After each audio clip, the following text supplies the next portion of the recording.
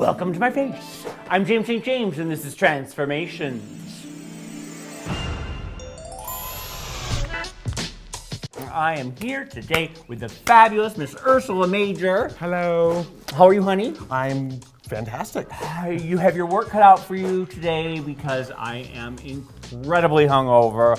I'm still recuperating from my weekend in Houston with Kyoki. Bruised and battered and beaten and bloody and think I have a concussion and who knows. You're halfway through the transformation already. Exactly. So tell me the origin story of Ursula Major. Where does she come from? Who is she? What is she about? Well, I am from Tucson. Ursula's more from Seattle. I needed to kind of get out of my little bubble that I grew up in. I do lots of different stuff. I love doing high concept drag, very like Training Shack inspired. I was part of Bacon Strip in Seattle, which is kind of Seattle's version of Training Shack. Right. So I am about to become Ursula Major. Yes, a bearded lady. A bearded lady. That's what we're doing. Yeah. I love, like with Matthew Anderson. Grace Towers. Milk. Andre Che. Hibiscus. Hibiscus. Oh, we're going back. Well, I think, now the bearded lady resurgence has to do with like that whole gender queer thing. Absolutely. Yeah. And it's a commentary on gender fluidity. Right. It's a bit of a fuck you to, the glamour, high glamour drag, the fishiness, the realness. Yeah. That's sort of pervasively overtaking the drag You don't have community. to be pretty to do it. Well, that's what I like. I like that it's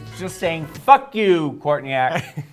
Not really. Oh my God, we love Courtney. I was like, no. And now she will never come on Transformation. Ever. And now you have some other people with you who are going to be helping I have you. some Bring them friends. out. Come on here. Hi, Tim. This is How are you? Miss Natalia Flores. Hi, Miss Natalia Flores. And you, I want everyone just to stand up and see the bulge. I keep thinking that's your actual testes. Turn around and see the ass.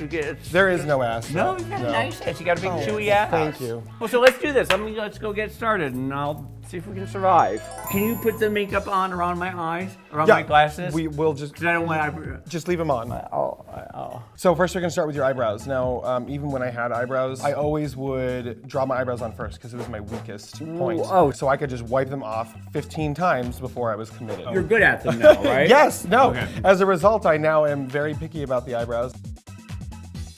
Come on, sing it with me. I wish you would step back from that ledge, my friend. I don't really want to do this. I force everybody to sing Third Eye Blind songs. If I wanted to do this song, if I you're would on put in my for it show, myself. you sing Third Eye Blind. I'm hungover and that's what's stuck in my head. So most of my brushes, people are like, what brushes do you use? And I'm like, the e.l.f. brushes at Target, the white ones are $1. We're $1 each, so I'm gonna be using on James today. Oh, the beard though. The beard is what we That's we where the spent budget money. went. Yeah, Okay. that's where the budget went. It's just a pan stick. It's just Yep, just a pan stick with the brand. That's awfully dark too. What shade Oh is that? yes, we're going, this is medium male. Because nobody taught me how to do makeup, I'm gonna do it how I wanna do it. So my theory with makeup is you need to go 2 shades darker than your natural skin tone for your base. What? Hold on, and again, I'm just making this up. So that when your highlight's 2 shades lighter, you just cancel out to your natural skin tone. That's the craziest thing I've ever heard. We'll see if it works, right? My theory is that you always go 2 shades lighter and then you darken up with the contour. See, I have a different approach. I mean, I put eyebrows on before foundation too. Right. You are a maniac. So we're gonna start just by attaching at the chin. With the spirit gum. Just a little bit of spirit gum. I will have you know this is the first time I've ever done this. Really? Yes. Oh. I have never had a beard. There was a time in the 90s where I had a soul patch. And then there was a time in the 90s where I had a goatee, and it was sort of interesting because it had 2 white racing stripes. Like just naturally. I thought I was like in, puddle of mud. But I've never had a full-on beard, and now like that the world has gone beardy. I want it so bad, but I'm trapped doing this shit for you people. So I can't have eyebrows, I can't have beard. And you're just putting it on the chin, you aren't doing it there and there? I'm starting with the chin, and then I'm gonna basically attach up the sides, and then there might be parts that are floppy and make you look like Abe Lincoln, so then we're gonna trim those and glue them down. But this is like an Amish thing we're doing here. It only looks Amish right now. We have to make sure your facial hair looks as thin and drawn on as mine does. You feeling comfortable? You feeling like it's itching? It's a little itchy, it's a little hot, I'm a little nauseous. It was all that Spirit before the gum beard. It's giving me, I'm a little dizzy. Now, are you just making all this up as you go along? My name too. I came up with that right before we got in here.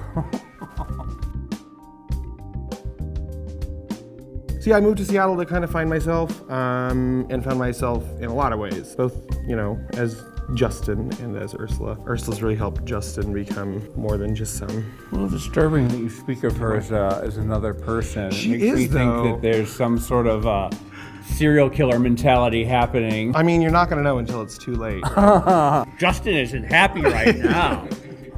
Ursula, though. You don't want to know why. You don't want to make Ursula happy. So when I use a lot of like basically white underneath and then just kind of soften it up with powder, I feel like it glows more in pictures rather than like being like this big white mess that washes out everything around. You know what I mean? Did you just call me a big white mess? No. Had I tried to do your makeup the way everybody else does makeup, I feel like you would look that way. No. Oh no, she didn't just come for every single past Every person single on one. Transformation. The commenters are going bananas. Did she just insult Matthew Anderson? Did she just insult Every one of Sissy them. Spastic? Did she just insult Squeaky Blonde? I did not. Oh, okay. Yeah. This palette that I'm using is actually from Atomic Cosmetics, based love out of Atomic, Seattle. yeah. Yes, the La Crease Royale palette. And it's got It's colors. hysterical. Is that really what it's called? La Crease Royale, yeah. Romper room bullshit, Jesus is a biscuit, the shade of it all, and eat it. The liquid liner is a lost art. People don't do the liquid anymore. One of the things I learned early on is if you put down a liquid or a grease, you set it with a powder. And that's just how I always thought everybody did it. And so that's how I Right. did it. And then people were like, oh, that's a genius idea.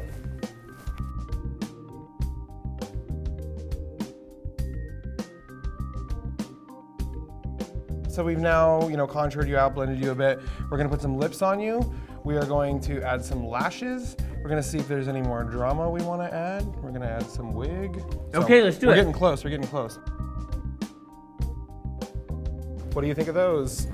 Those are nice.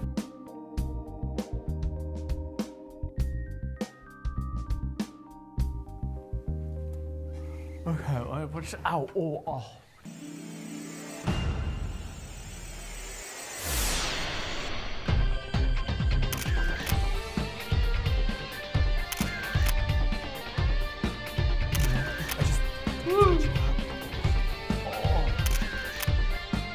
You know the best part about being a bearded lady though? What? You don't have to talk.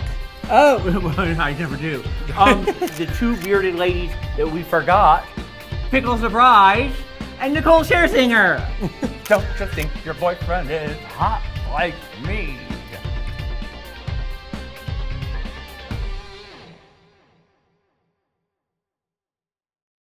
And don't forget to subscribe to WOW Presents.